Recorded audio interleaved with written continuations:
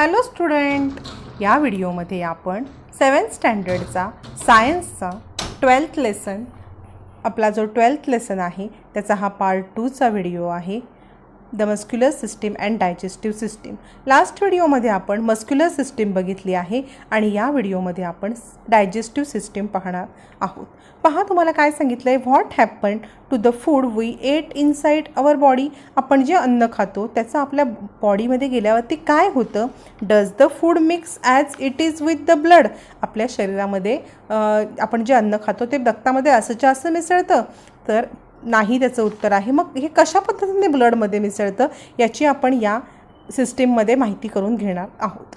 पहा, conversion of food into soluble form that it's absorption into the blood is called digestion. म्हणजे आपण जे खाल्लेलं अन्न आहे त्या खाल्लेल्या अन्नाचं डायजेशन होऊन त्याच्यातला जो आपल्याला आवश्यक पार्ट आहे, म्हणजे तो लिक्विडच्या स्वरूपात आपल्या ब्लडमध्ये मिसळला जातो आणि अनावश्यक पार्ट आहे तो बाहेर टाकला जातो. याच्यासाठी मी तुम्हाला एक एक्झाम्पल छोटंसं सांगेन. आपण बघा, समजा ऑरेंजचं ज्यूस काढायचं आहे तुम्हाला. तुम्ही काय करणार, ऑरेंजमधलं जे पार्ट आहे आतला, ऑरेंजच्या जे चिप्स असतात त्या तुम्ही मिक्सरच्या भांड्यात टाकणार, मिक्सर लावणार आणि मग ते सगळं चर्न होणार. चर्न झाल्यावरती तुम्ही फिल्टर घेणार. एक फिल्टर म्हणजे जाळी किंवा फिल्टर करण्यासाठी काहीतरी एक वस्तू घेणार, गाळणी टाईप, आणि काय करणार आपण त्याच्यामध्ये वरती ओतणार. मग गाळणीमधले ते सगळं चर्न झालेलं ओतल्यावरती काय होणार आहे, वरती जो वेस्ट पार्ट आहे टाकून द्यायचा तो राहील आणि जो लिक्विड पार्ट आपण पिण्याचा आहे तो ग्लासामध्ये जमा होईल. अशाच पद्धतीने सेम ह्याच प्रोसेसने आपण जे अन्न खातो ते मिक्सरच केलं जातं. मग ते मिक्सर एकाच ठिकाणी नाही तर तोंडात चावतो, मग आत गेल्यावरती मिक्सर केलं जातं आणि मग ते चर्न झाल्यावरती त्यातला जो लिक्विड पार्ट आहे आवश्यक तो बाजूला काढला जातो फिल्टर करून आणि तो रक्तात तसाच्या तसा मिसळला जातो आणि उरलेला जो वेस्ट पार्ट आहे तो एक्सक्रिशनच्या साहाय्याने आपण बाहेर टाकून देतो. सेम ही प्रोसेस आहे डायजेस्टिव्ह सिस्टीम. पण मग एक्झॅक्ट डीपमध्ये ही प्रोसेस काय आहे याची आपण आता माहिती पाहणार आहोत. The digestive system consist of alimentary canal and digestive gland. म्हणजे डायजेस्टिव्ह सिस्टीममध्ये alimentary canal and digestive gland असतात. The total length of alimentary can is about 9 metre. हे बघा, इथे तुम्हाला एक पिक्चर दिलेला आहे. बघा, इथे तुम्हाला एलिमेंटरी कॅनल आहे जो कितीचा असतो तर तो 9 मीटर, त्याचं जवळजवळ 9 मीटर असतं. पहा, एलिमेंटरी कॅनल. पहा आता ह्याच्यामध्ये काय काय आहे. It's main part of the mouth. या एलिमेंटरी कॅनलचे, डायजेस्टिव्ह सिस्टीमचे महत्त्वाचे पार्ट तुम्हाला दिलेले आहेत. Mouth, anus, oesophagus, stomach and small intestine and large intestine. असे हे पार्ट आहेत. हे त्या डायजेस्टिव्ह सिस्टीमचे पार्ट आहेत. हे मेन पार्ट आहेत. तोंडात अन्न टाकल्यावरती ते असं विविध ह्या पार्टमधून पूर्ण डायजेस्ट होत जातं. पहा, इथे अजून काय काय सांगितलं आपल्याला. Main parts mouth, pharynx, oesophagus, stomach, small intestine, large intestine, rectum and anus. ॲनसद्वारे जे वेस्ट पार्ट आहे तो बाहेर टाकला जातो. आणि मग ह्या पार्टसोबत salivary gland, the liver and pancreas are the digestive gland connected to the alimentary canal. हे पार्ट आहेतच, पण ह्याला डायजेस्टिव्ह ग्लँड्स म्हणजे कुठे कुठे सॅलावरी ग्लँड आहे, लिव्हर आणि पॅनक्रिया, हे डायजेस्टिव्ह ग्लँडसुद्धा या एलिमेंटरी कॅनलला कनेक्ट आहेत. म्हणजे हे जे वरती पार्ट बघितले, mouth, oesophagus, stomach, intestine, large intestine, rectum, anus, याच्यासोबत सॅलावरी ग्लँड, लिव्हर आणि पॅनक्रियाज हे सुद्धा अटॅच आहेत. इथे बघा, आपल्याला पुढे काय सांगितलं. Different organs of a digestive system systematically performs a function of digestion. हे जे वेगवेगळे पार्ट आहेत हे आपलं कार्य आहे, काम आहे, फंक्शन आहे, हे पद्धतशीररित्या सिस्टमॅटिकली करत असतात. There are different stages in the process of digestion of food, and at each stage there is a different organ of a digestive system which perform its specific role. प्रत्येक पार्टचा एक स्वतंत्र role आहे आणि तो त्याचा role पद्धतशीररित्या पार पडत असतो. आपण पुढल्या ह्याच्यामध्ये प्रत्येक पार्टचे रोल पाहणार आहोत. सगळ्यात पहिलं टीथ. सगळ्यात पहिलं आपण जे अन्न खातो ते कुठं जातं, तोंडामध्ये. त्याचे बारीक पार्ट करण्याचं काम कोण करतं तर teeth. The teeth process of digestion begin with the function of teeth in the mouth. There are 4 types of teeth. या टीथचे सुद्धा 4 प्रकार आहेत. तुम्हाला माहिती असेल, आपण दाढा आणि दात असं म्हणतो, बरोबर. दाढ आणि दात हे तुम्हाला माहिती आहे. आपण अजून 4 एकूण प्रकार कोणते आहेत ते पाहणार आहोत. बघा, टाइप्स ऑफ टीथ नेमली इन्सियस, कार्निन्स, प्रीमोलर्स आणि मोलर्स. बघा हा, इन्सिसर्स, कॅनिन्स, प्रीमोलर्स आणि molars. Each type of tooth has a specific function. हे जे 4 प्रकार आहेत, प्रत्येक पार्टचं एक फंक्शन आहे. बघा इथे तुम्हाला दिलेलं आहे इन्सिस, कॅनिन्स, प्रीमोलर आणि मोलर. पहा, म्हणजे मोलर्स म्हणजे दाढ मागच्या दाढ आहेत 3, त्याला मोलर्स म्हटलं आहे. त्याच्या पुढे 2 छोट्या दाढा आहेत त्या प्रीमोलर. आणि कॅनिन्स म्हणजे आपण सुळे म्हणतो ना, आपले दात लावलत ना, तर तुमचे बाकीचे दात आहेत हे वरती फ्लॅट असतात. पहा इथे तुम्ही हे बघा, हे वरती फ्लॅट आहेत, पण हे जे कॅनिन्स आहेत हे टोकदार असतात. असे बघा, खाली 2 आणि वरती 2 कॅनिन्स असतात. 3 एकूण बघा, मोलर्स ह्या एका साईडला 3 आहेत आणि 2 आपल्याला प्रीमोलर्स आहेत. बरोबर, एकूण 4 कॅनिन्स असतात. एकूण प्रीमोलर्स किती असतील? 8 असतील. आणि बघा 12 मोलर्स असतात, 8 प्रीमोलर्स असतात, कॅनिन 4 आणि उरलेले सगळे इन्सियर्स म्हणजे आपले दात म्हणतो आपण त्यांना, ते असतात. बघा इथे तुम्हाला काय सांगितलेलं आहे, saliva contains and enzyme call ptyalin और सलावरी एम्लेस. फायमिन्स content starch into a sugar called मोल्टोज.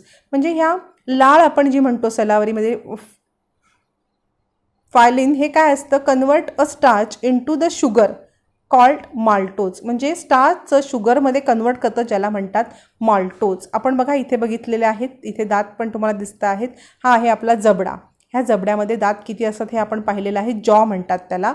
इथे बघा एक तुम्हाला हे दिलेलं आहे इनॅमल, डेंटाईन, म्हणजे हे एका दाताचं म्हणजे एका टूथचं सेक्शन करून दिलेलं आहे. हे आहेत रूटच्या खाली गम बघा, आणि बोन्ससुद्धा असतात खाली. हे बघा, हे बोन्स आहेत, गम्स, डेंटिन्स अँड इनॅमल असे दाताचे पार्टसुद्धा तुम्हाला इथे दिलेले आहेत. पुढे आता आपण काय नवीन वर्ड शिकलो बघा. Learn as new word enzymes. Enzymes are substance secreted in the body of an organism which bring about specific chemical reaction. They act as catalyst. Digestive enzyme of the digestive system bring about change in the food material. Metabolic process are impossible without enzymes. Enzymes are the specific types of proteins. They are most active at normal body temperature. Enzymes हे एक प्रकारचे काय आहेत तर प्रोटीन्सच आहेत. बघा विकर मराठीमध्ये म्हणतात. ते नेहमी आपोआप ते तयार होत राहतात आणि ह्याच्यामुळे काय होतं तर आपण जे खातोय ह्याच्यामध्ये हे जे एन्झाईम्स असतात ते ह्या खाद्यपदार्थामध्ये बदल घडवून आणतात आणि त्याच्यामध्ये पचनासाठी कार्य करत असतात. हे एक प्रकारचे प्रोटीन्सच आहेत आणि ते सर्वसाधारण तापमानाला कार्य करत असतात. आता बघा पुढे तुम्हाला काय सांगितले. आता पुढच्या पार्टमध्ये आपण पाहणार आहोत डायजेस्टिव्ह सिस्टीम आणि parts of digestive system.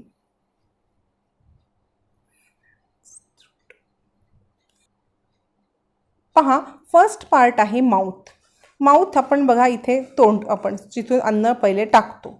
Digestion of food begins in the mouth. Food is chewed with the help of teeth into a very small piece. लहान लहान पार्टमध्ये आपल्याला माहिती आहे दातामुळे आपण जे अन्न खातो त्याचे तुकडे केले जातात. नंतर थ्रोट. याच्या थ्रोटमध्ये काय केलं जातं, the oesophagus and the trachea open in the. पहा, the oesophagus and trachea open in the pharynx. म्हणजे ऑसोफॅगस आणि ट्रॅकिया हे त्याचं तोंड तिथे आहे. म्हणजे बघा अन्ननलिका आणि श्वासनलिका.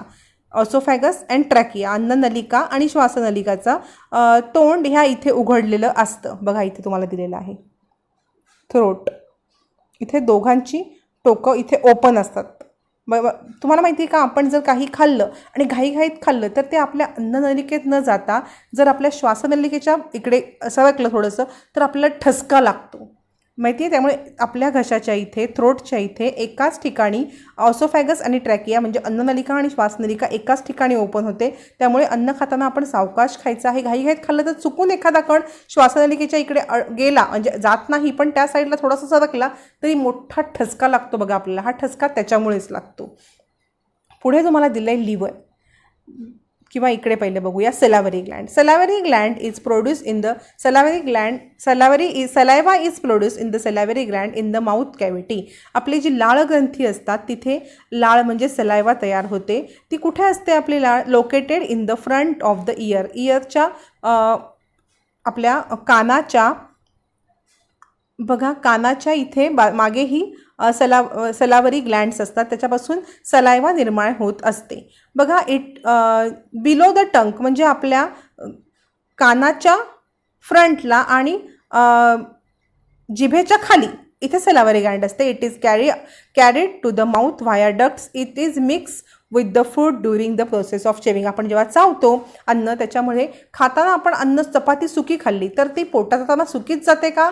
नाही, कारण सलावरी ग्लँडमधला सलायवा तिच्यात मिक्स होतो चावता चावता आणि मग ती मऊ गोळा होतो आणि मग तो खाली जातो. पुढे बघणार आहोत आपण ऑसोफॅगस. ऑसोफॅगस म्हणजे ग्रासिका, मराठीमध्ये त्याला ग्रासिका म्हणजेच अन्ननलिका असं सुद्धा म्हणतात. It is a tube leading from the it is a tube leading from the pharynx to the mouth. म्हणजे फॅरिंग्सपासून माउथपर्यंत जी एक ट्यूब जाते त्यालाच म्हणतात ऑसोफॅगस. बघा फॅरिंग्सपासून माउथपर्यंत म्हणजे हे आहे आपलं माउथ. पहा ह्या माउथपासून हे आहे फॅरिंग्स. या फॅरिंग्सपर्यंत एक जी ट्यूब गेलेली आहे त्याला म्हणायचं oesophagus. It pushes the food towards the stomach. याच्यामुळे काय होतं तर फूड हे स्टमकपर्यंत ढकललं जातं. पुढे पाहणार आपण पाहूया liver. The liver is a largest gland in the body. It has a rich supply of blood. It mains function is stored a glucose. The gall bladder is situated below the liver. It stores the bile, the digestive juice secreted by the liver. When bile is carried into a small intestine, it mixes with the food. Therefore, it helps to digestion of fat. Biles contain bile salt. म्हणजे काय आहे तर liver म्हणजे मराठीमध्ये यकृत. ही सगळ्यात मोठा हा ग्लँड आहे, लार्जेस्ट ग्लँड आहे बॉडीमधला लिव्हर हा. इथे काय होतं तर ह्याला पूर्णपणे ब्लड सप्लाय होत असतं आणि ह्याचं सगळ्यात महत्त्वाचं कार्य काय आहे तर याचं महत्त्वाचं कार्य आहे ग्लुकोज स्टोअर करणे, ग्लुकोजचा साठा करून ठेवणे. आणि हे गॅल ब्लॅडरच्या बघा इथे काय दिलं आहे खाली म्हणजे the gall bladder is situated below the liver. लिव्हरच्या खाली हे गॅल ब्लॅडर असतं. आणि पहा digestive juice secreted in the liver. Biles म्हणजे बाईल्स हे डायजेस्टिव्ह ज्यूस आहे. ते काय असतं तर हे बाईल्स म्हणजे पित्त. पहा मराठीमध्ये ह्याला पित्त म्हणतात. हे या ज्यूसमुळे पित्तामुळे आपलं डायजेशन होण्यासाठी मदत होते आणि हे ह्या लिव्हरमध्ये तयार होतं. When biles is carried in to the small intestine. जेव्हा हे बाईल्स लिव्हरमधून स्मॉल इंटेस्टाईनमध्ये जातं तेव्हा इट मिक्स विथ द फूडमध्ये हे मिक्स होतं आणि हेल्प टू डायजेस्ट फॅट.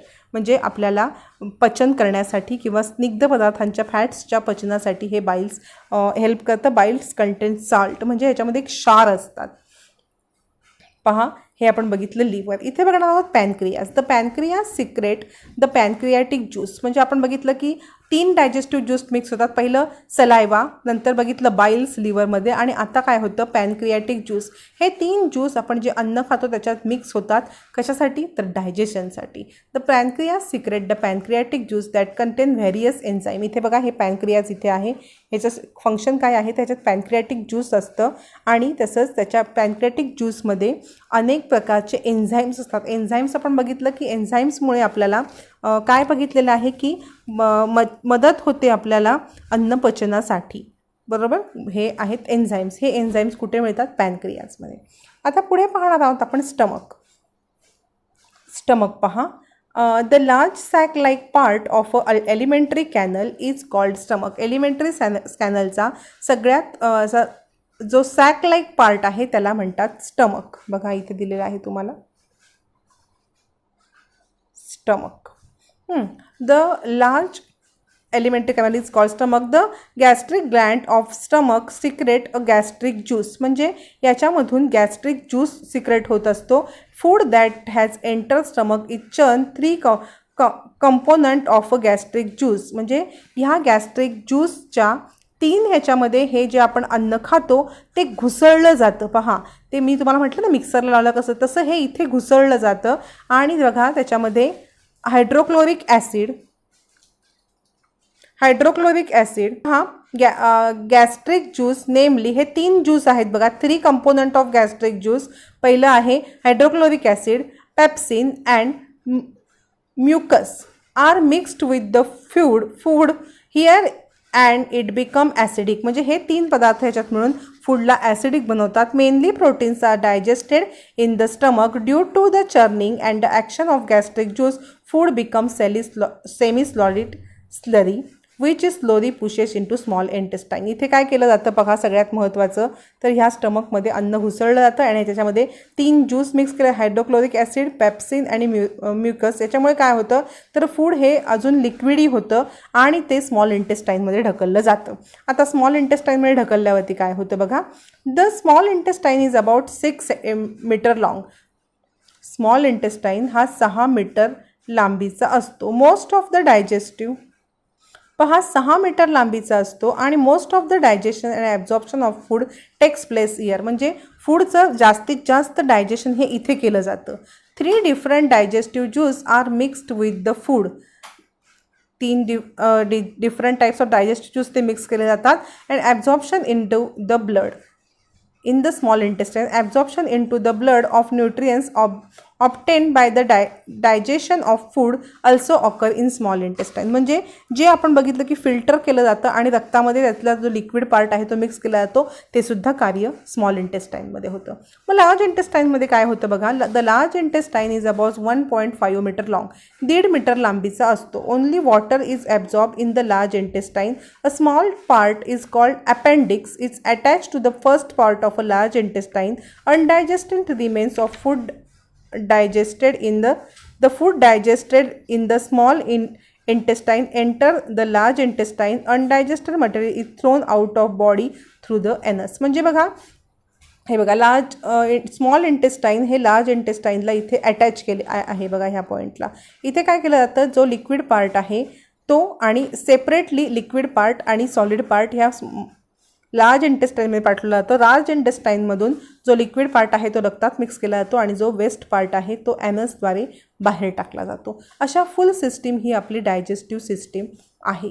आता आपण काय पाहणार आहोत. Important glands of a digestive system their secretion and function. बघा सगळ्यात आहे पहिलं आपण ऑर्गन बघणार, त्यात ग्लँड्स कोणते आहेत बघणार, कशाचं सिक्रेशन होतं बघणार आणि फंक्शन बघणार.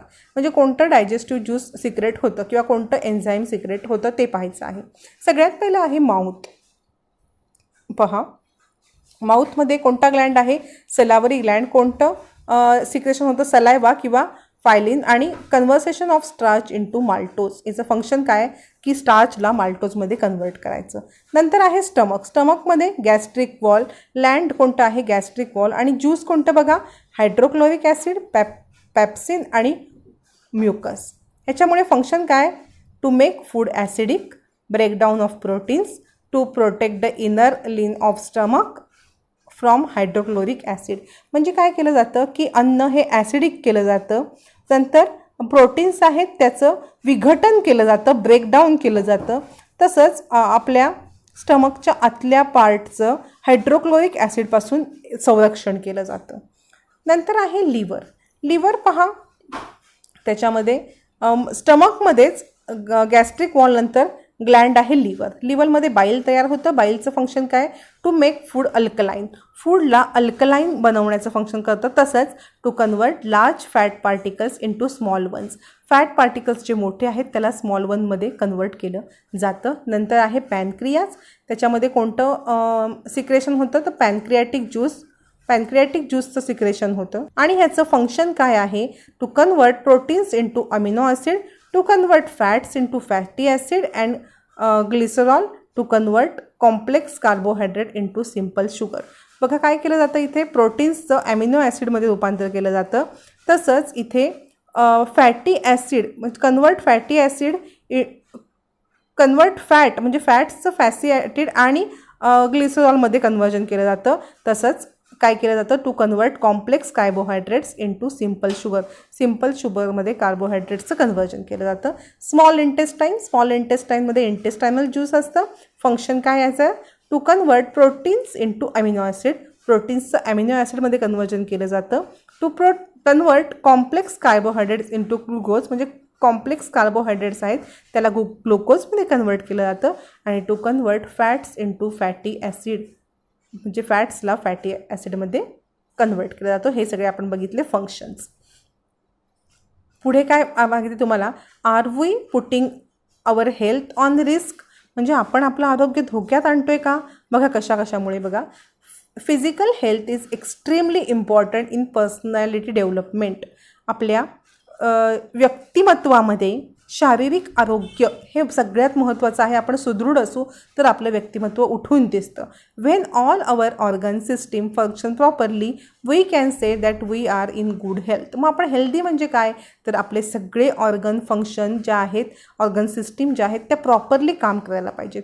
हाऊएव्हर harmful habits like smoking, chewing of tobacco, drinking alcohol affected our health adversely. म्हणजे तंबाखू खाणे, सिगरेट ओढणे, अल्कोहोलचं सेवन करणे हे आपल्या हेल्थला अजिबात चांगले नाहीत. त्याच्यामुळे आपल्या ऑर्गन सिस्टीमवरती परिणाम होतात. नंतर आहे इफेक्ट ऑफ. काय परिणाम होतात बघा, effect of tobacco, alcohol, smoking on the digestive system. Digestive सिस्टीमवरती याचा काय परिणाम होतो. If we consume any tobacco product, आपण कोणतेही टोबॅको प्रॉडक्ट जर खात असू, the tobacco product the mouth, pharynx, alimentary canal, other organ of a digestive system can not function properly. याच्यामुळे आपल्या डायजेस्टिव्ह सिस्टीमचे फंक्शन प्रॉपरली होत नाही. त्याच्यामध्ये काही ना काहीतरी बिघाड होतो. It cause problem like vomiting, nausea, headache. Besides tobacco particles stick to the teeth म्हणजे हे सगळं होतंच. उलटी होते, एखाद्या गोष्टीचं वास सहन होत नाही, डोकं दुखतं, हे तर होतंच. पण टोबॅको पार्टिकल्स जर हे दातात वगैरे चिटकून राहिले तर काय होतं, slowly cause injure to the other part resulting in their in dysfunctions. म्हणजे हे टोबॅको खाल्लं ते पार्ट जे चिकटतात ते हळूहळू आपल्या फंक्शन्सला त्यांचं काम करण्यापासून रोखतात. This cause swelling of a gum, pains when moving the jaw. म्हणजे गममध्ये आपल्या जे हिरड्यांमध्ये सूज येते, आपल्याला तोंड हलवायला त्रास होतो. Pharynx and intestine become inflamed and contain further progress in to cancer. ह्याचं रूपांतर कॅन्सरमध्ये सुद्धा होऊ शकतो. मग माय रोल, माझी भूमिका काय असायला पाहिजे. Making picture and slogans again tobacco consumption. Tobacco खाऊ नका असं आपण स्लोगन बनवायला पाहिजे. तसंच स्मोकिंग, ड्रिंकिंग, अल्कोहोल एक्सेट्रा हे करू नका, ह्याचं सेवन हे चांगलं नाही, असे चित्र किंवा असे स्लोगन तयार करायचे. And display them in the classroom, neighbourhood, keeping a watch on whether one surrounding are tobacco free. म्हणजे आपण हे ठिकठिकाणी लावायचे आहेत परिसरामध्ये आणि त्याच्यामुळे जनजागृती होईल याच्यामुळे आपण हे असे स्लोगन किंवा पिक्चर्स ठिकठिकाणी लावायचे आहेत. Composing and oath against addiction and talking the oath in the class and also during assembly. म्हणजे शपथ घ्यायला लावायची आहे. आपल्या जेव्हा असेंब्ली वगैरे असते तेव्हा अशा प्रकारच्या शपथ घ्यायला लावायच्या आहेत की मी कोणत्याही यातल्या पदार्थाला हात लावणार नाही. Making parents and teacher aware of such instances in the neighbourhood. म्हणजे आपण पालक, शिक्षक यांना आपल्या आजूबाजूला जर असे काही प्रकार घडताना दिसले तर त्यांना त्याच्याबद्दल माहिती द्यायची आहे. बघा इथे आपला हा लेसन संपलेला आहे. 31 May is a world no tobacco day. 31 मे हा नो टोबॅको डे म्हणून साजरा केला जातो. तसंच 7 एप्रिल म्हणजे 7 April is world health day. हा वर्ल्ड हेल्थ डे म्हणून सेलिब्रेट केला जातो. इथे आपला हा लेसन संपलेला आहे. आपण डायजेस्टिव्ह सिस्टीम म्हणजे काय, त्याचे वेगवेगळे पार्ट याचा अभ्यास केलेला आहे. तसंच या लेसनचा एक्झरसाईजसुद्धा तुम्हाला मी नक्की सोडवून देईन. या व्हिडिओमध्ये आपण इथे थांबूया.